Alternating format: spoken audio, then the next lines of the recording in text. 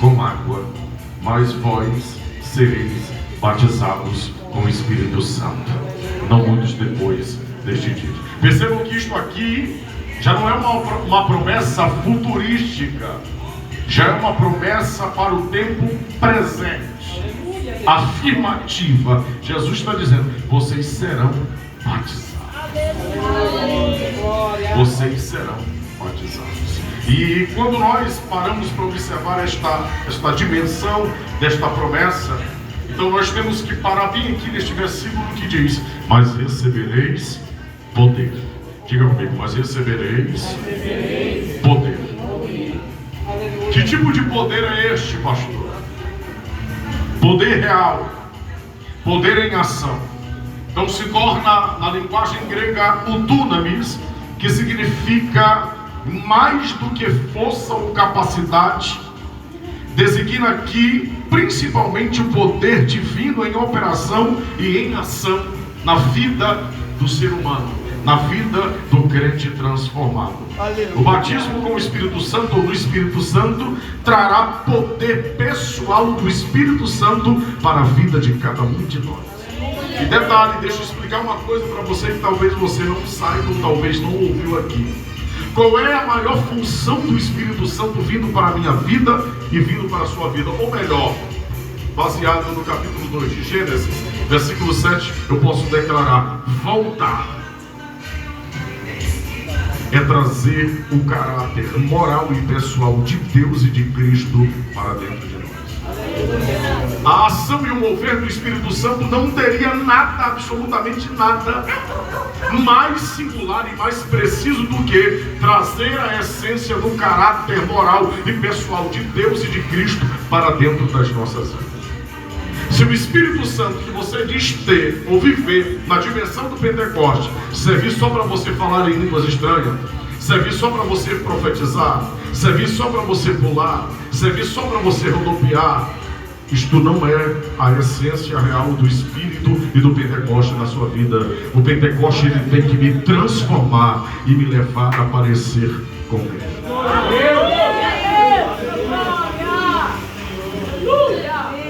Mas vocês vão ver coisa ainda, vamos chegar. Então vamos lá. Diga comigo: sem o Espírito Santo não há poder e milagres. Diga: sem o Espírito Santo não tem poder e nem testemunho eficaz. Sem o Espírito Santo não há testemunho, não há avanço até os confins da terra. Precisamos do Espírito Santo, precisamos, mas tenhamos que entender que quando Jesus dimensiona a sua comissão no capítulo 10, chamando aqui os discípulos, até então discípulos, quando ele dimensiona o poder, ele chama eles de apóstolos e diz: o poder que está sobre as vossas vidas é para operar milagre. E eu começo a dizer a vocês: ide, curai os enfermos, purificai os leprosos, ressuscitar os mortos, de graça recebeste, de graça dai. Olhe para mim,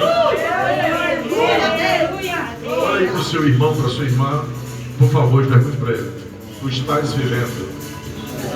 Não, mas eu estou falando calma, é só para você compreender, só para ter uma dinâmica aqui, mas pode falar bravo com ele aí. Tu estás vivendo o verdadeiro Pentecoste? Pergunte para ele: quantos mortos tu já ressuscitaste? Leprosos que já purificaste? Paralíticos que já levantaste? Diga: o verdadeiro Pentecoste, ela tem esta dimensão, ela tem este poder, porque de graça eu recebi, de graça você recebeu, de graça nós recebemos, de graça. Aleluia! O Pentecostes que alguns têm vivido não nos leva mais para as delegacias. Para quê, pastor? Eu sou advogado? Não, para ganhar almas. O verdadeiro Pentecoste não tem levado as pessoas para a fila dos presídios para poder evangelizar. As pessoas dizem que está vivendo o Pentecoste e não tem levado elas para a fila dos presídios para poder evangelizar lá dentro. Eu me lembro que eu nasci para Jesus aqui no bairro do Coroadinho, da Igreja Evangélica Pentecostal Monte Oreb, os jovens da Igreja Evangélica Pentecostal Monte Oreb não tinham direito de fazer culto de mocidade, porque a crença e a ideologia daquela congregação era que jovem não tinha compromisso e responsabilidade. Mas o que era interessante é que nós tínhamos dois jovens inflamados por Deus, que nos motivava diferente. Se nós não podemos fazer tudo lá, então vamos pregar o Evangelho. Era o John e o Fábio, e nós andávamos aqui, Primavera, tudo enquanto era lugar, pregando a palavra de Deus e vivendo o que é a essência do verdadeiro Pentecostes. O testemunho eficaz na vida de um homem e de uma mulher só acontecerá quando ele for de fato insuflado pela presença real do Espírito Santo na vida dele. Eu posso dizer que alguns aqui estão vivendo manifestações do Espírito Santo. E Deus quer que você viva a plenitude do Espírito Santo. E você só viverá a plenitude do Espírito Santo quando você voltar a compreender que buscar ser cheio do Espírito Santo não é uma opção. Quando o apóstolo Paulo fala em Efésios capítulo 5, versículo 18, mas encheios do Espírito, o verbo ali é grego, ele tem 4 variantes, mas a primeira é no imperativo. Sendo no imperativo, ser cheio do Espírito Santo não é uma decisão que você pode dizer quero ou não quero, você tem que ser. Quando eu aceitei Jesus aqui na Monte Oreb, se buscava muito o Espírito Santo, não era não, Juliana? Não era não, Jean? Consagração buscando o Espírito Santo. Então, muito jejum, oração, e isso era implantado em nós. Vocês têm que ser cheios do Espírito Santo, cheios de poder e autoridade para expulsar demônio, para curar o enfermo, para ganhar a alma. E a gente ouvia isso todo dia, então nós éramos inflamados por isso. Horas de madrugada, jejum e consagra. Se você não consagrar, o diabo vai te derrubar. E nós vivíamos essa essência. Então, com 15 dias de novo convertido, eu fui batizado com o Espírito Santo. No dia que eu fui batizado com o Espírito Santo, foi duvidoso para quem estava lá. Porque o tipo de línguas estranhas que eu falava parecia uma mistura de inglesado, quase como uma rima de hip hop, e alguém dizia, isso é invenção desse. Mas Deus, quando Ele manifesta o sobrenatural dele, olhe para mim, Deus não usa de repetições.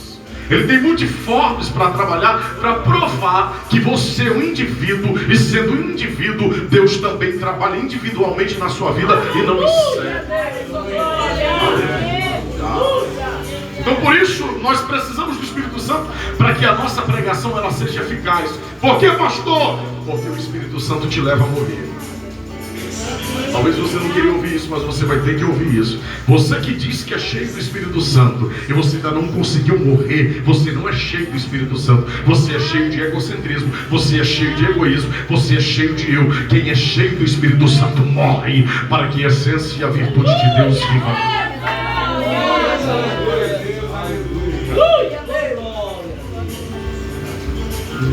Quando nós observamos aqui que sem o Espírito Santo não há testemunho e não há avanço até os confins da terra. Uma pessoa que se diz cheia do Espírito Santo, que não ganha alma.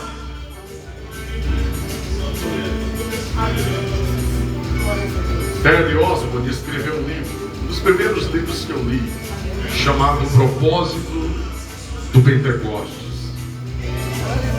E aquilo mudou a minha visão. Eu ia para o culto, eu gostava de falar línguas estranhas à vontade, a fulote. Uma vez eu estava num lugar e um irmão nosso daqui, não vou dizer o nome por ética, eu estava aqui, ele estava sentado na minha frente lá atrás, eu aqui, alegre, falando em língua, ele apertou minha perna para me parar. E aí eu, bem novo, convertido, quanto mais ele apertava, mais alto eu falava. Ele não estou nem aí para ti. Mas aí quando eu li esse livro, ele me educou a essa verdade. Do que adianta falar em muitas línguas estranhas e não ser útil verdadeiramente para almas, para vidas, para o próximo. Então, observe uma coisa aqui.